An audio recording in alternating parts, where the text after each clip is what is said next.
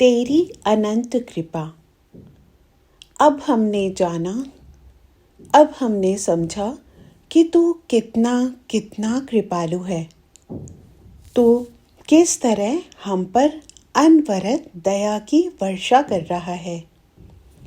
तेरी रक्षाएं, तेरी तृप्तियाँ, तेरी दीप्तियाँ, तेरी वृद्धियाँ, तेरी सब प्रकार की कृपाएं, तेरे सब प्रकार के अवसर हमें प्रतिक्षण अनगिनत प्रकार से प्राप्त हो रहे हैं। ओह, तू तो हम पर दया बरसाने के लिए ही तू भी कुर्मी हुआ है। बहुत प्रकार के कर्म करने वाला अनंत कर्मा हुआ है। अपने लिए तो तुझे तीनों कालों में, तीनों लोकों में कुछ भी कर्तव्य नहीं है।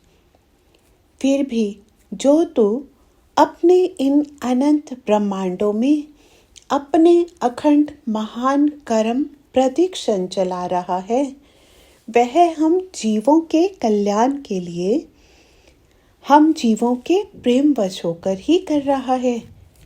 हम पर कृपालु होकर ही तू भी देशन बहुत बहुत देने वाला, प्रतिक्षण सबको लगातार यथा योग्य देने वाला हो रहा है।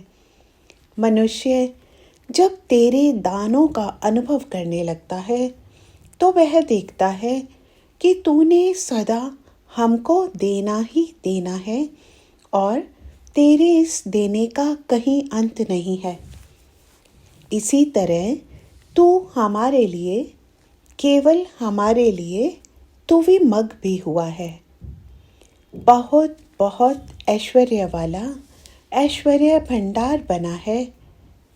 स्वयं तो तू परिपूर्ण है, आप्तकाम है। तुझे कभी त्रिकाल में भी किसी भोग की आवश्यकता नहीं है। तो भी जो तू इस संसार में हर समय भोगों को उत्पन्न कर रहा है और उनका दान कर रहा है, वह हम जीवों की तृप्ति के लिए, हमारी पूर्णता के लिए ही कर रहा है।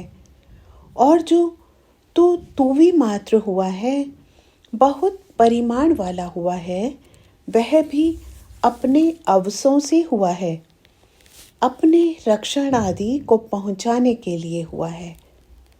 हमें तू सदा सर्वत्र अपनी रक्षा प्रदान कर सके, इसलिए मानो तूने अपने को अनंत काल और अनंत देश तक फैला दिया है।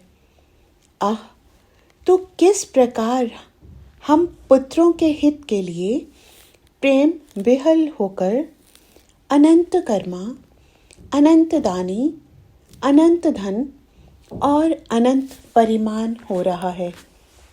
हे प्रभु, हम तेरे इन अगणित उपकारों का कभी कैसे बदला चुका सकते हैं। तेरी अनंत कृपाओं से हम अनंत काल में भी कैसे अनऋण हो सकते हैं। ओम।